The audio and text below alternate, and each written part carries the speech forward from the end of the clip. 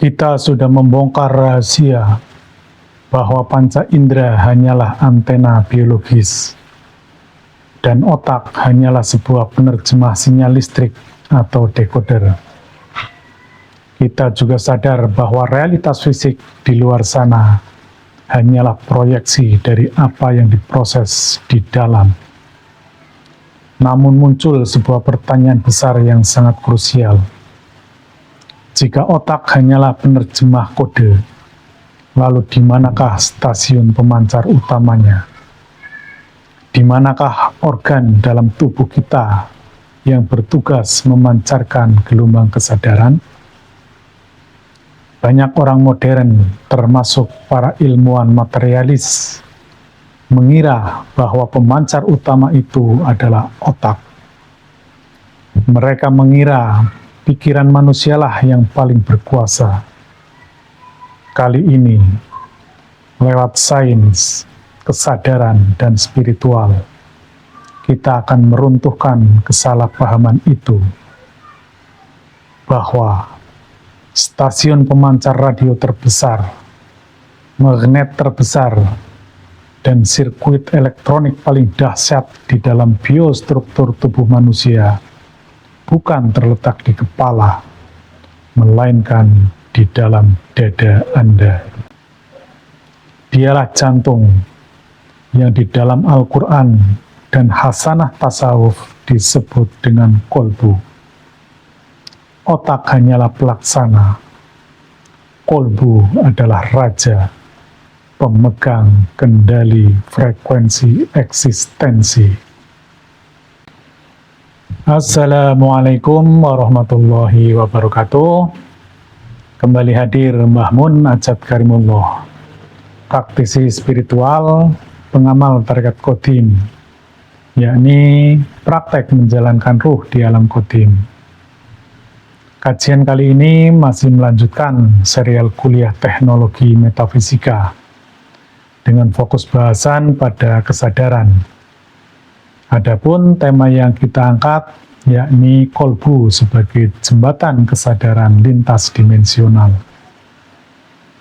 Sahabat tasawuf ilmiah eksakta, para peniti jalan kesadaran. Pada sesi sebelumnya kita telah sampai pada titik penting. Kesadaran tidak dapat direduksi hanya menjadi aktivitas otak. Otak memang aktif ketika manusia berpikir, melihat, mendengar, merasa takut, atau mengambil keputusan. Tetapi aktivitas otak bukan berarti otak adalah sumber kesadaran. Manusia adalah struktur kesadaran multidimensi. Di satu sisi, manusia hidup di dunia fisik, makan, bergerak, berpikir, merasa sakit, senang, takut, marah, dan berharap. Ini wilayah tubuh, naluri, dan akal. Di wilayah ini, manusia dibekali alat pembacanya, yakni panca indera dan otak.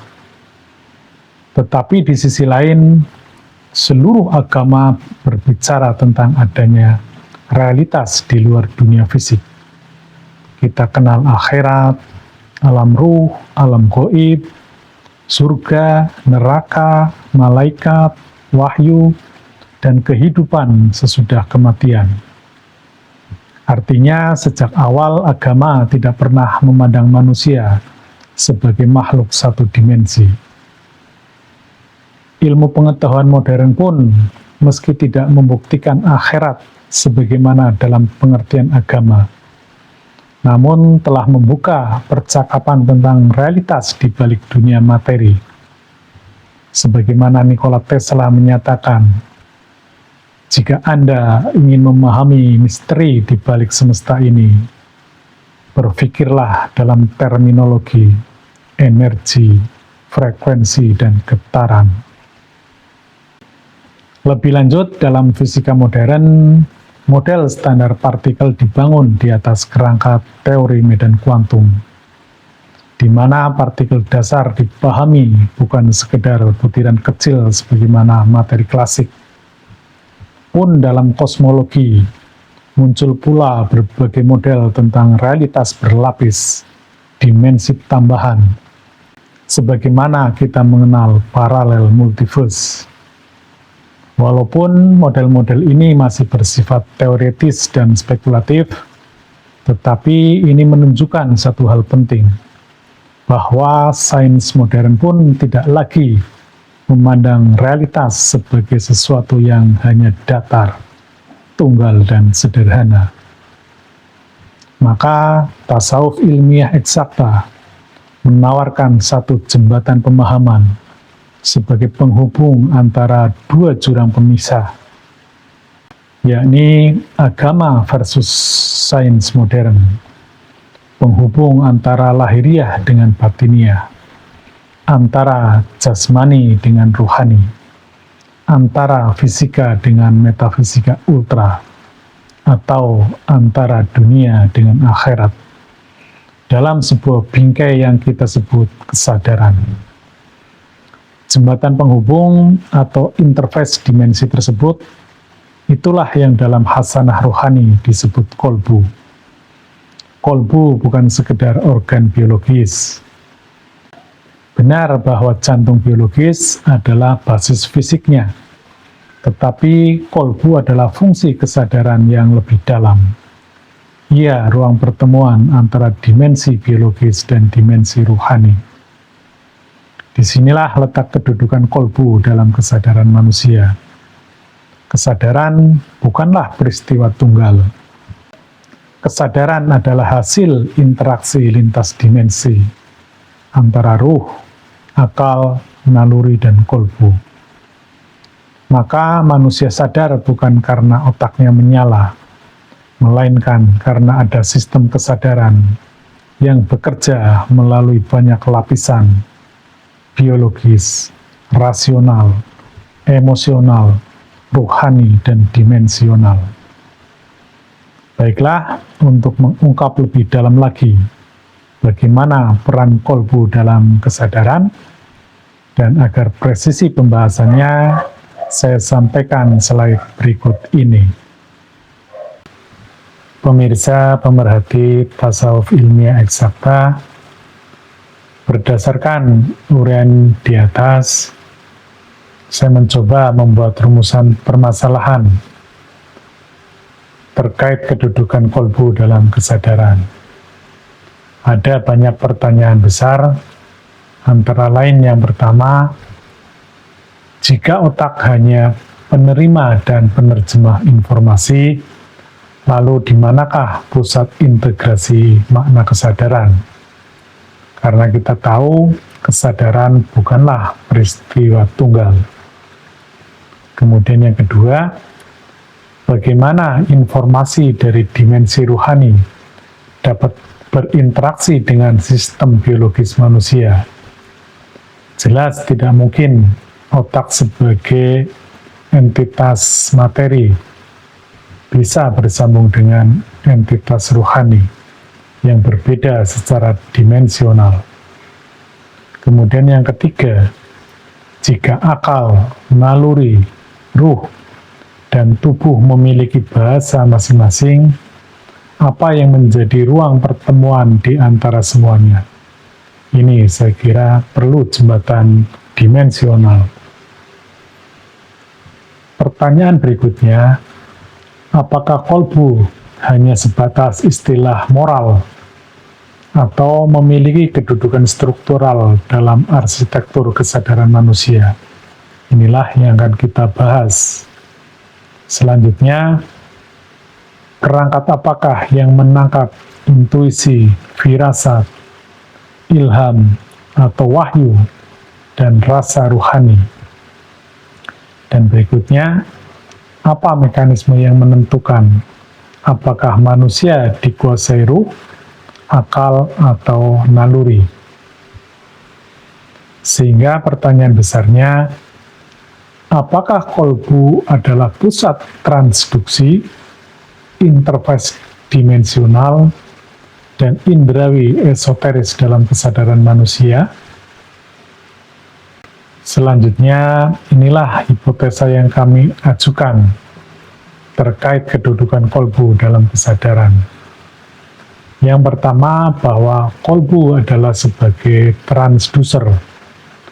Kolbu mengubah isyarat ruhani menjadi rasa, makna, kecenderungan, dan dorongan kesadaran yang dapat dipahami oleh akal.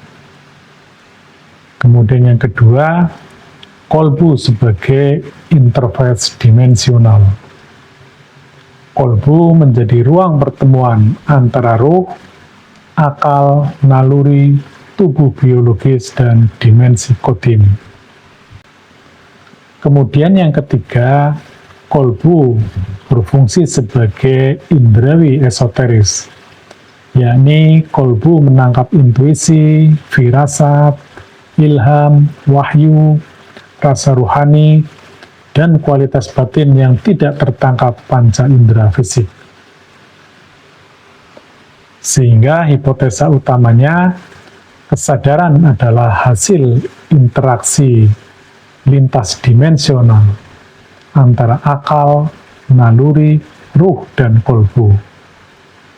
Dan rumusan hipotesanya, kolbu adalah pusat transduksi, interface dimensional, dan indrawi esoteris yang menghubungkan kesadaran biologis, rasional, dan ruhani manusia.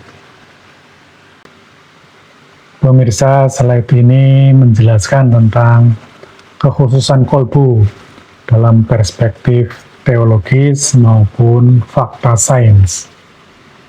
Bahwa dalam perspektif teologis, sebagaimana hadis yang diriwayatkan oleh Bukhari dan Muslim, ingatlah bahwa di dalam jasad itu ada segumpal daging.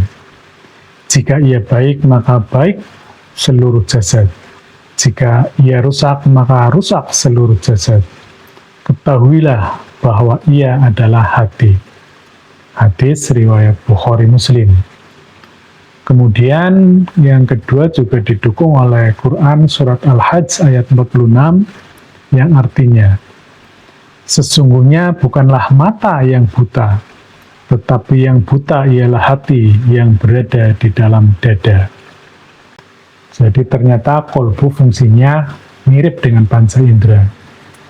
Berikutnya dalam Quran surat Al-Hujurat ayat 7 yang artinya, Allah menjadikanmu cinta kepada keimanan dan menjadikan iman itu indah dalam hatimu.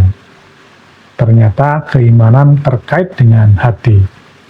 Demikian halnya dalam Quran surat Al-Mujadilah ayat 22 menyebutkan, mereka itulah orang-orang yang telah Allah tetapkan keimanan di dalam hatinya dan menguatkan mereka dengan pertolongan darinya.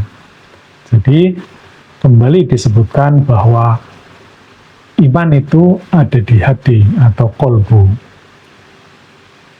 Berikutnya dalam Quran surat Ar-Rod ayat 28 terkait dengan zikrullah yang artinya orang-orang yang beriman dan hati mereka menjadi tentram dengan zikrullah. Ingatlah bahwa hanya dengan zikrullah hati akan selalu tentram. Alladzina amanu wa tatmainul qulubuhum bi dzikrillah. Kemudian ini juga menarik, Quran surat Al-Anfal ayat 2 yang artinya, sesungguhnya orang-orang yang beriman ialah mereka yang bila disebut nama Allah gemetarlah hati mereka, dan apabila dibacakan ayat-ayatnya bertambahlah iman mereka, dan hanya kepada Tuhanlah mereka bertawakal. Jadi sangat erat sekali kolbu ini berhubungan dengan dimensi ruhani, dimensi alam kodim. Dan lebih lanjut, fakta sains juga membuktikan, walau sampai saat ini sains tidak membuktikan seluruh hakikat ruhani, tetapi mendukung keistimewaan jantung atau kolbu dalam sistem manusia. Yang pertama, dari perspektif neurokardiologi, jantung memiliki intrinsic cardiac nervous system atau ICNS. ICNS ini semacam otaknya jantung. Jadi inilah kekhususan jantung, dia memiliki ICNS yang prinsip kerjanya mirip dengan otak. Dan menariknya, ternyata jantung itu memiliki 60 kali lebih besar amplitudenya daripada aktivitas listrik di otak. Demikian juga medan magnet jantung 100 kali lebih kuat daripada otak. Jadi inilah kekhususan dari kolbu, sehingga kesimpulannya kolbu bukan sekedar terkait emosi, tetapi pusat integrasi iman, makna, dan kesadaran. Sehingga kesimpulan slide ini, kolbu memiliki kekhususan secara teologis dan biologis, sehingga layak dipahami sebagai pusat transduksi, interface dimensional, dan indrawi esoteris dalam kesadaran manusia. Pemirsa, slide ini menjelaskan dalil teologi, filsafat, informasi, dan fakta sains terkait fungsi kolbu sebagai interface dan transducer. Yang pertama dalam dalil teologi, sebagaimana Quran Surat Asy-Syura 193 dan 194, yang pada intinya bahwa Ruhul Amin atau Jibril menurunkan wahyu itu ke dalam kolbu.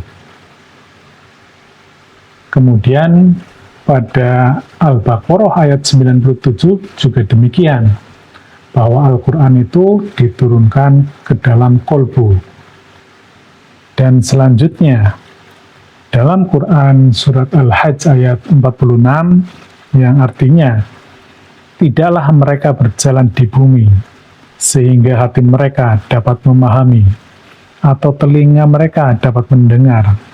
Sesungguhnya bukanlah mata itu yang buta, tetapi yang buta ialah yang berada dalam dada. Jadi ternyata kolbu ini mirip dengan panca indera, namun sifatnya indrawi esoteris.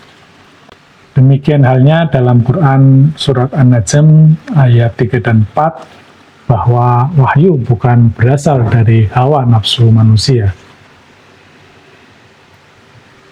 Artinya, makna teologisnya bahwa kanal penerimaan wahyu itulah kolbu, bukan otak. Kemudian berikutnya, secara filsafat, bahwa wahyu itu berisi informasi yang tidak lahir dari pengalaman indrawi biasa. Dan wahyu adalah informasi transenden, bergerak top down, bukan bottom up. Yang ketiga, karena berasal dari dimensi berbeda, wahyu memerlukan interface antara ruhani dan biologis.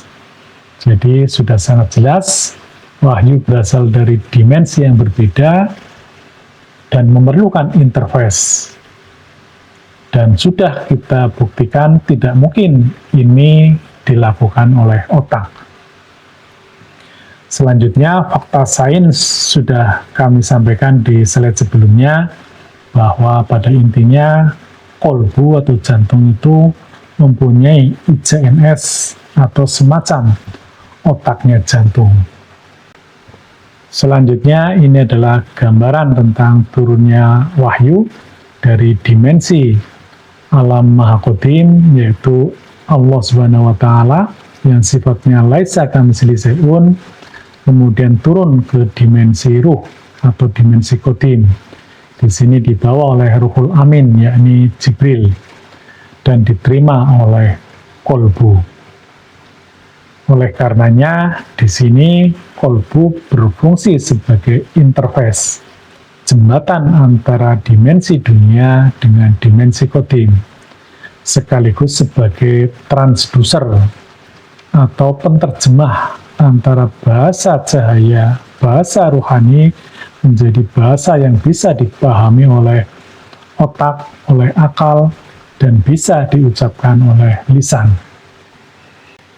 Sehingga kesimpulannya bahwa kolbu sebagai interface, yakni menjembatani dimensi kodim dan dimensi biologis.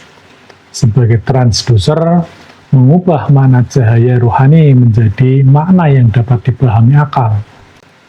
Sebagai pusat integrasi, menyambungkan ruh, akal, otak, dan tindakan. Dan kesimpulan akhirnya, wahyu bukan produk otak.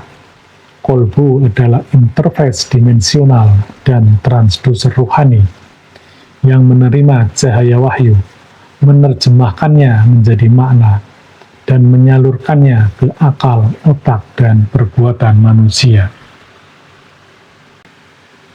Pemirsa, slide ini menjelaskan tentang arah kerja indera dan sistem transducer kolbu, sekaligus membandingkan bagaimana sistem kerja panca indera dibandingkan dengan kolbu. Bahwa panca indera itu bekerja berdasarkan rangsangan fisik dari luar, yakni indera fisik menangkap cahaya, suara, tekanan, dan rangsangan dari luar. Kemudian sinyal listrik dibawa ke otak untuk diterjemahkan oleh akal dan naluri. Berbeda dengan sistem kerja indrawi, maka jantung sebagai indrawi esoteris menangkap sesuatu dari dimensi yang lebih tinggi, yakni metafisika ultra. Bisa dalam bentuk ilham, intuisi, ataupun wahyu dari dimensi kodim. Dan kemudian, kolbu dapat memancarkannya untuk mengendalikan akalnya, nalurinya, dan realitas fisiknya. Gambaran visual terkait mekanisme kerja sistem transducer dari kolbu, yakni bahwa ruh sebagai sumber energi kesadaran ultra. Kemudian kolbu sebagai indrawi esoteris, sekaligus sebagai transducer utama, menerjemahkan kode metafisika ultra menjadi gelombang elektromagnetik. Dan jantung adalah alamat fisiknya dalam tubuh manusia. Dia adalah neurokardiologi yang memancarkan medan elektromagnetik besar tubuh, baik ke dalam akalnya, yaitu ke otak atau neokorteks, dalam kesadaran sadar, dan menjadikan akal tenang, jernih, dan tunduk pada kebijaksanaan ruhani. Hal ini terjadi karena kesadaran ruhani lebih tinggi daripada kesadaran akal. Dan ini juga tersalur ke sistem naluri, yakni sistem limbik atau kesadaran bawah sadar, menjadikan lebih tenang dan kecemasan biologis mereda. Dan secara biofisika mempengaruhi realitas semesta, bahwa medan jantung memancar keluar tubuh dan mempengaruhi lingkungan sekitarnya. Sehingga ini adalah kesimpulan paradigma baru. Dalam paradigma lama, jantung sebagai pemompa darah dan otak sebagai raja kesadaran. Dan dalam paradigma baru, dalam perspektif tasawuf ilmiah eksakta, jantung adalah gerbang masuk realitas metafisika ultra ke dunia fisik. Sehingga aktivasi jalur top-down-nya ini bersifat gradatif, mulai dari ruh, turun ke kolbu, dan alamat kolbu adalah jantung, jantung mempengaruhi akal, akal mengendalikan naluri, dan termanifestasi dalam realitas di dunia ini. Demikian, pemirsa pemerhati tasawuf ilmiah eksakta, dari pembahasan ini kita sampai pada satu kesimpulan besar. Semesta ini tidak hanya terdiri dari dimensi fisika, Dunia yang tampak oleh mata dan terukur oleh alat sains hanyalah satu lapisan realitas materi. Di baliknya ada dimensi metafisika ultra, alam akhirat, yakni realitas yang melampaui ruang dan waktu. Dalam bahasa sains populer, realitas berlapis ini sering disebut sebagai paralel multiverse. Namun, otak manusia sangat terbatas. Otak hanya bekerja dengan sinyal biologis dalam dimensi fisika. Ia tidak dapat secara langsung membaca dimensi metafisika. Maka dibutuhkan perangkat penghubung. Disinilah kedudukan kolbu. Kolbu adalah interface sekaligus transducer antara dimensi fisika dan metafisika. Sebagai interface, kolbu menjadi titik temu antara tubuh biologis dan realitas ruhani. Sebagai transducer, kolbu menerjemahkan isyarat ruhani menjadi rasa, makna, ilham, firasat, getaran, iman, bahkan wahyu ke arah kesadaran yang dapat dipahami akal, dibaca oleh otak, lalu diwujudkan dalam perbuatan.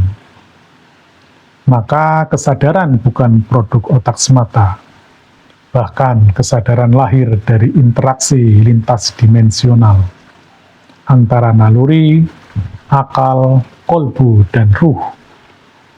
Naluri memberi dorongan biologis, akal memberi struktur logika, kolbu menjadi pusat penerjemah dan integrator, dan ruh memberi arah dari dimensi yang lebih tinggi. Inilah kesimpulan sesi ini. Otak bukan sumber kesadaran. Otak hanyalah dekoder biologis. Dan kolbu adalah interface dan transducer dimensional. Ikuti terus channel ini. Pada episode berikutnya, kita akan masuk pada pembahasan yang lebih tinggi. Bagaimana peran ruh dalam arsitektur kesadaran manusia. Demikian, mohon maaf sekiranya ada hal yang kurang berkenan dalam penyampaian ini. Illahi anta maksudi. Waridhoka matlubi. Wassalamualaikum warahmatullahi wabarakatuh.